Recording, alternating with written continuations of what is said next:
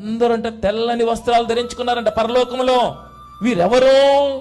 వీరు గొర్రెపిల్ల రక్తములో తమ వస్త్రములను ఉదుక్కొని వారు. అంత మాత్రమే కాకుండా ఆ ప్రార్థనలు, పరిశుద్ధుల నీతి క్రియలు.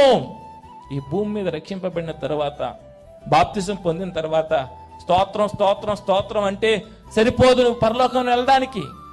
నీ అడ్రస్ ఏమై ఉండాలంటే, నీ వలన ఎవరి కన్నీరు తొడవబడింది, నీ వలన ఎవరు బాగుపడ్డారు. ఇదే మన పరలోకంలో మన అడ్రస్.